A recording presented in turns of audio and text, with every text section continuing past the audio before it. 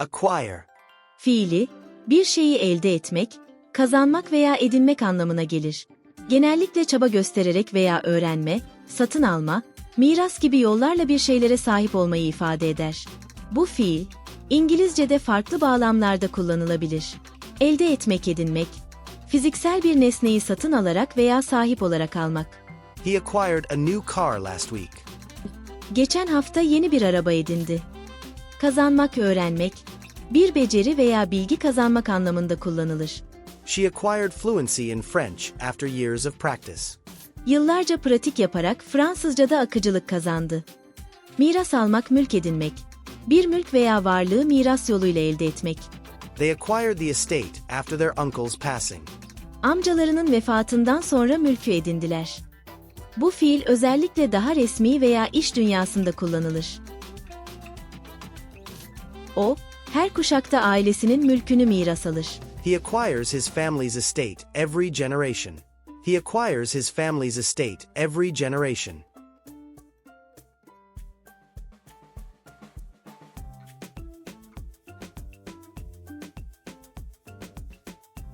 O, bugünlerde babasının mülkünü miras alıyor. She is acquiring her father's property these days. She is acquiring her father's property these days.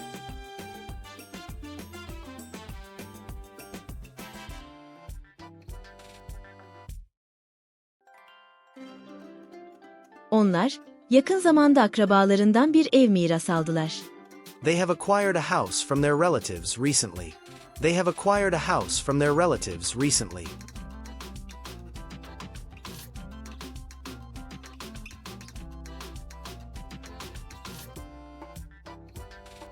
O, geçen yıldan beri aile arazisini miras alıyor.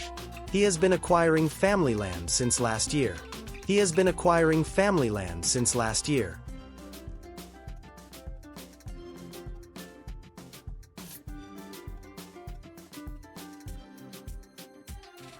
O, geçen yıl amcasının mülkünü miras aldı. She acquired her uncle's estate last year. She acquired her uncle's estate last year.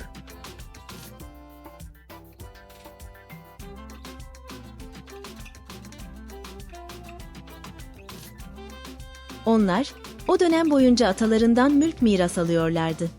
They were acquiring properties from their ancestors throughout that period. They were acquiring properties from their ancestors throughout that period.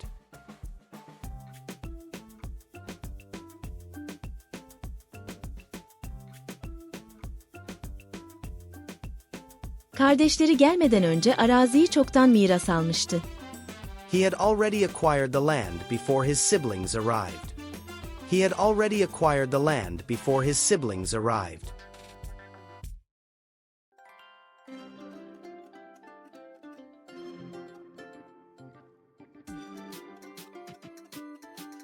O, uzun zamandır aile mülklerini miras alıyordu. She had been acquiring family properties for a long time. She had been acquiring family properties for a long time.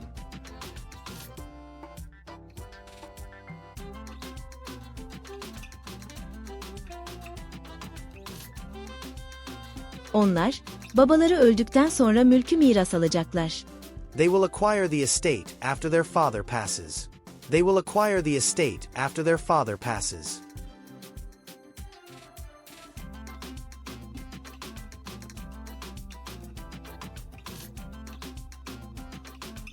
O, yarın miras kalan mülkleri miras alıyor olacak. He will be acquiring the inherited properties tomorrow.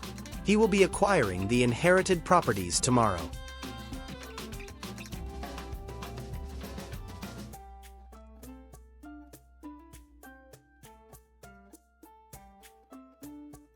O, gelecek haftaya kadar annesinin mücevherlerini miras almış olacak.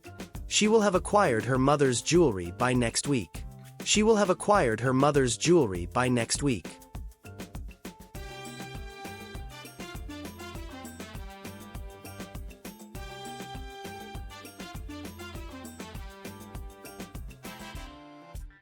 Onlar, yıllardır miras kalan mülkleri miras alıyor olacaklar. They will have been acquiring inherited properties for years. They will have been acquiring inherited properties for years.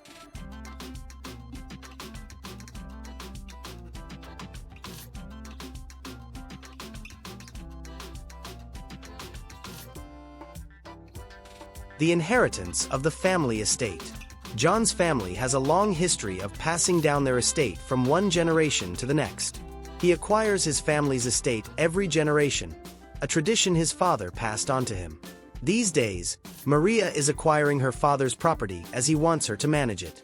She knows it is a big responsibility, but she is prepared to honor her family's wishes.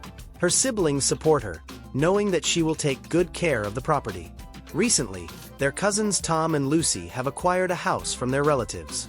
They were thrilled to have their own family home, something they could also pass on to future generations. To make it special, they decorated each room carefully.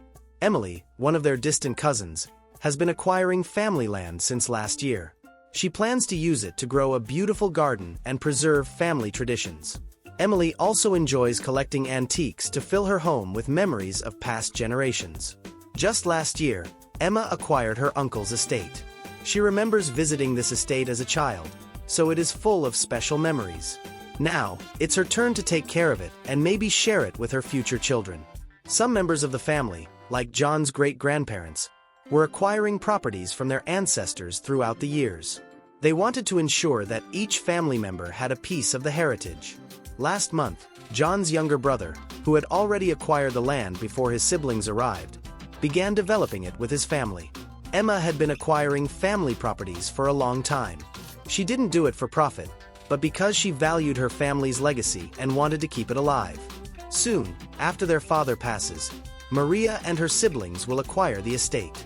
This tradition has bonded their family, making them close and connected. Tomorrow, John will be acquiring the inherited properties with his siblings, setting everything up to continue the legacy. By next week, Emma will have acquired her mother's jewelry, a small but precious part of their family's history.